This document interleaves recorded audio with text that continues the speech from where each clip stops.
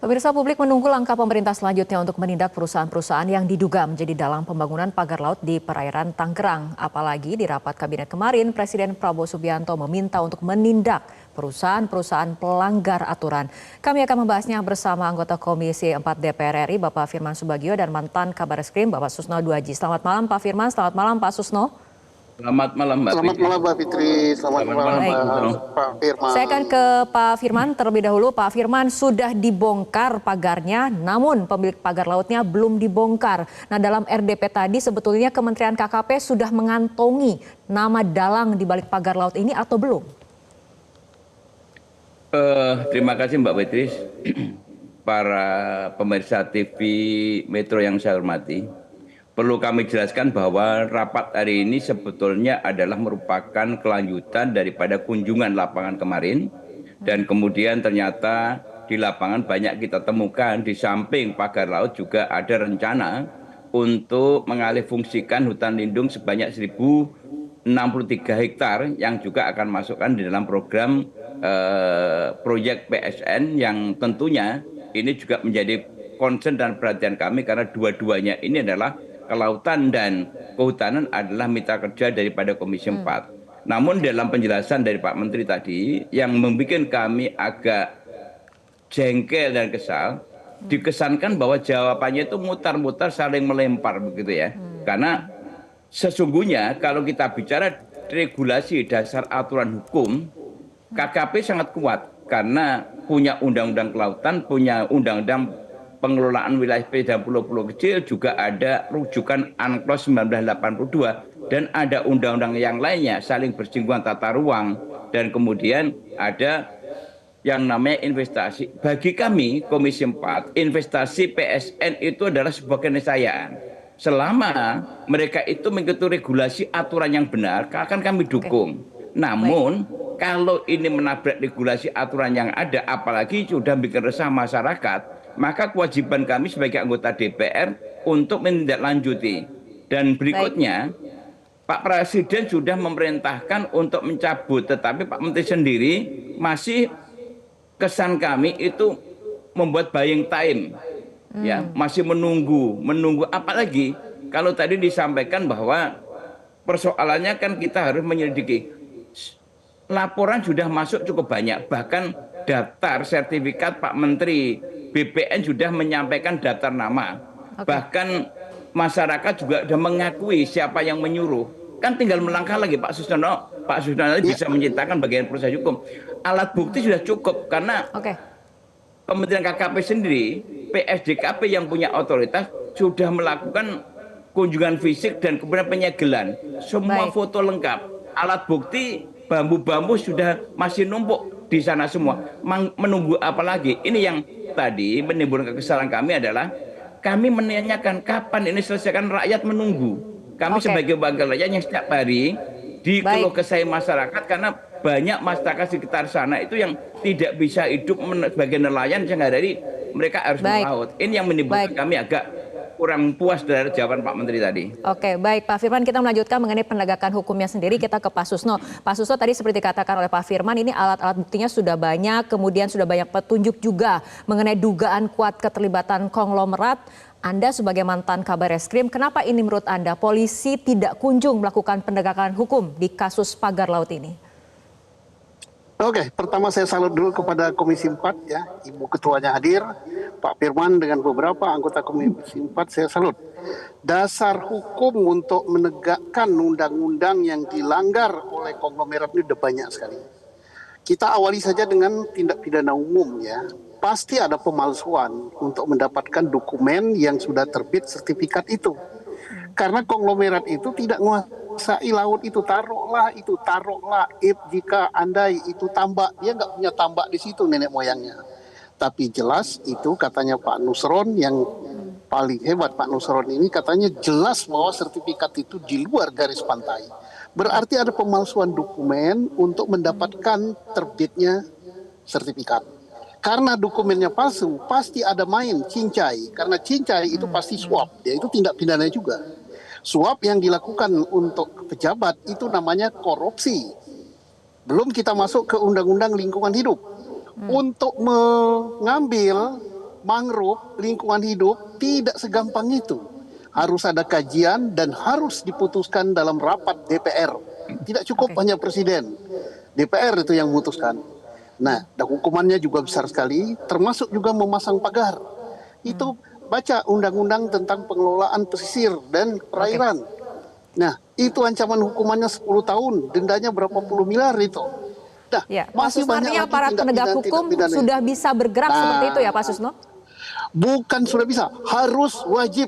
Ini kalau tidak wajib ini hukumnya dosa. Jadi bukan lagi makro ini, bukan makro, bukan sunnah, ini sudah wajib dan tidak perlu laporan. Laporan Baik. itu untuk delik aduan. Ini bukan delik aduan. Maka timbul pertanyaan, mana polisinya, mana kejaksaannya, mana KPK-nya, mana ini PPNS lingkungan hidup. Nah, Oke. kalau itu pertanyaannya mana ini KKP. Kalau KKP kita sudah lihat, begitulah mengatakan jangan dibongkar dan sebagainya. Oke. Oke, saya kembali ke Pak Firman. Pak Firman tadi Pak Susno sudah membicarakan dari segi penegakan hukum. Artinya dari Komisi 4 sendiri, kenapa kemudian menurut Anda ini polemik pagar laut ini sampai harus berlarut-larut? Masalahnya ada di mana? Karena masyarakat ataupun publik tentu ingin mendapatkan jawaban yang tegas, jawaban yang jelas dan juga transparan, serta penegakan hukumnya juga. Ya tentunya kalau kami Komisi 4 akan bicara dengan kapasitas dan domainnya. Karena kami terus terang kan sebagai mitra daripada KKP kan untuk mengawasi ruang laut. Nah, kalau ada proses hukum tentunya ini efek atau dampak daripada pemagaran tadi. Oleh karena itu, karena ini sudah ada bukti-bukti yang cukup kuat, kami hanya sampai kepada tingkat mendesak kepada menteri sebagai leading sektor harusnya mengambil inisiatif. Nah, inisiatifnya adalah bagaimana melibatkan lintas kementerian, lintas lembaga bersama-sama untuk menindaklanjuti, apalagi sudah ada instruksi presiden bahwa ini harus segera diselesaikan, harus segera dicabut. Nah, yang saya agak sedikit belum bisa menerima tadi adalah kenapa kesan saya itu Pak Menteri ini masih menunggu-menunggu dan kemudian membuang-buang waktu dan buying time gitu ya. Kok tidak segera melakukan tindakan konkret, langkah-langkah konkret padahal sudah dilakukan pencabutan. Sebetulnya alat bukti sudah mencukupi, namun itu adalah menjadi kewenangan Kementerian KKP, bukan kewenangan di Komisi 4. Kalau nanti DPR itu akan mengambil sikap lain, itu tentunya akan ada di komisi lain, ada komisi hukum, ada komisi 6 dan sebagainya. Itu silakan saja. Tapi kami rapat hari ini adalah untuk menindaklanjuti dan minta klarifikasi dan penjelasan atas pengakuan masyarakat dan juga atas desakan masyarakat dan temuan kami di lapangan ya, di samping pagar yang 30,16 ada hutan mangrove, yaitu hutan lindung yang juga rencananya akan dialihfungsikan. Tadi yang kami gali di situ. Bahkan sampai sore ini kami juga masih rapat dengan Kementerian Kehutanan. Kita tanyakan hal yang sama. Ini yang harus dijawab oleh para menteri. Itu yang menjadi kewajiban kami. Oke, baik, kembali ke Pak Susno. Pak Susno, artinya untuk mengusut siapa dalang dan siapa saja yang diuntungkan dalam kasus pagar laut harus mulai dari mana, walaupun kemudian petunjuk-petunjuknya sudah mulai terkumpul dan sudah mulai terkuak seperti itu ya Pak Susno? Ya, pelaku lapangan sudah ada. Kan itu dari Pak siapa namanya nelayan itu sudah mengatakan yang masang adalah orang setempat yang dibayar. Nah, itu saksi. Kemudian yang bayar siapa? Kan yang tinggalnya di sana namanya ini. Atas perintah siapa? Kan yang sangat familiar namanya dengan masyarakat sana. Yang nama siapa? Itu. Kemudian siapa lagi? Duitnya dikeluarkan dari siapa? Dikeluarkan dari yang berkantor di Jakarta Barat, ada Wijaya namanya, Li Wijaya. Kemudian itu siapa? Itu adalah orang terkait dengan apa namanya PIK 2. PIK 2 itu milik siapa? Saya nggak tahu. Yang terkena Pak Kongguan siapa itu? Ya. Nah, kurang apa lagi? Dukungan politik baik dari Komisi 4, Komisi 3, Ketua DPR, yang lebih lagi adalah dukungan dari pemerintah selaku atasan menteri, selaku atasan Polri, selaku panglima tertinggi dari TNI. Presiden sudah perintahkan. Tidak ada lagi mau lebih tinggi dari presiden. Nah, kalau Jadi menurut Anda teknik apa yang ditunggu pemeriksaan- oleh aparat penegak hukum, Pak Susno? Ya mungkin ada something ya. Kalau sudah perintah presiden masih mantul, dukungan DPR. Ketua DPR Ibu Puan sudah berbicara, Ketua Komisi 4 Ibu Titi sudah bicara. Ini Pak Firman, wakil rakyat kita sampai mencopot apa namanya rencananya dicopot. Itu saking keselnya.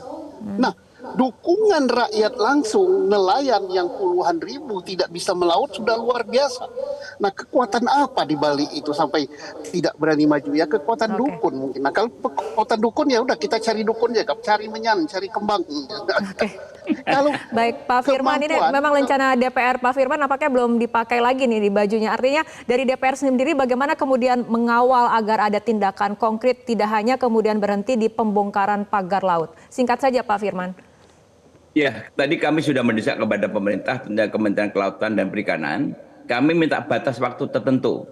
Namun mereka masih belum bisa memberikan kepastian karena dengan dari alasan harus berkoordinasi dengan kementerian lembaga yang lainnya. Sebetulnya kalau sudah instruksi presiden, kurang apa pentingnya yang harusnya persoalan bambu ini tidak perlu Bapak Presiden itu sampai menginstruksikan karena sudah ada menteri yang bertanggung jawab. Kalau menteri itu dasar hukumnya sudah kuat dan kemudian mempunyai regulasi-regulasi yang mendukung dan itu mau menjadi otoritas dan kewenangannya, tidak perlu menunggu perintah Bapak Presiden dan harusnya begitu tahu harus melangkah cepat untuk menyelesaikan itu tanpa ada perintah Presiden. Apalagi Presiden memerintahkan institusi lain yang kemudian diperintahkan untuk mencabut dan kemudian Pak Menteri malah terkesan agak menunda, minta ditunda. Dan kemarin didesak lagi baru dilakukan bersama-sama untuk dilakukan pencabutan bersama. Namun ini juga tidak cukup karena memang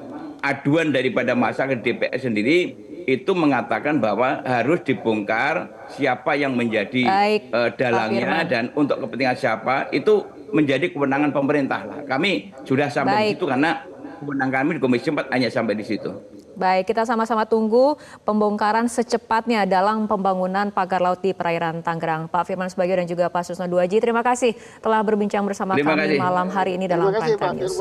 Jelajahi cara baru mendapatkan informasi. Download Metro TV Extend sekarang.